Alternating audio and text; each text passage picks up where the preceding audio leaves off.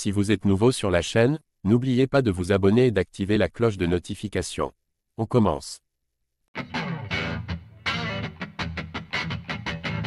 Malgré une défaite lors de son dernier combat et une chute de sa cote, Benoît Saint-Denis se maintient parmi les jeunes combattants à surveiller chez les poids légers à l'UFC. À ce titre, Islam Makhachev a dressé un portrait complet de lui dernièrement. Dans une catégorie aussi concurrentielle et dont les plus prestigieux membres combattent très régulièrement, un simple faux pas peut coûter cher. Benoît Saint-Denis a pu le constater suite à son revers subi contre Dustin Poirier, le 9 mars dernier. En pleine ascension chez les poids légers avant ce duel, il figure désormais à la 13e place du classement et va devoir se relancer dans la course au titre. D'ici là, les avis le concernant se veulent forcément beaucoup moins unanimes qu'auparavant. En effet, il suffit d'une défaite pour que certains observateurs qu'il annonçait tout en haut le rabaissent aujourd'hui. Y compris au sein de sa division, dans laquelle il collectionne désormais les rivaux prêts à en découdre avec lui. Heureusement, toutes les stars de l'UFC ne se montrent pas aussi dures avec lui. La déclame méfiante d'Islam Makhachev sur Benoît Saint-Denis.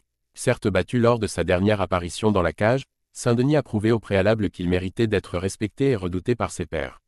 Très souvent sans pitié envers ses homologues, Paulo Costa s'est ainsi montré assez élogieux envers lui il y a peu. Au même titre d'ailleurs qu'Islam Makhachev, qui a été invité à revenir sur le choc du Français contre Poirier lors d'une récente interview pour le New York Post.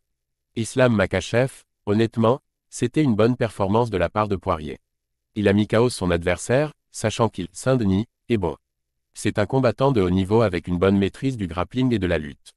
Ainsi, d'après le champion des moins 70 kg, BSD aurait pu mettre son bourreau en grand danger, à un détail près. Islam Makhachev, quand un gars affronte Dustin, il y a une notion de gestion des émotions et une autre d'expérience qui entre en jeu.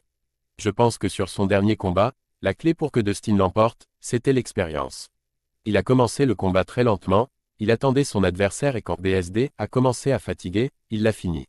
À 28 ans seulement, Benoît pourra se servir de tels enseignements en vue de l'avenir.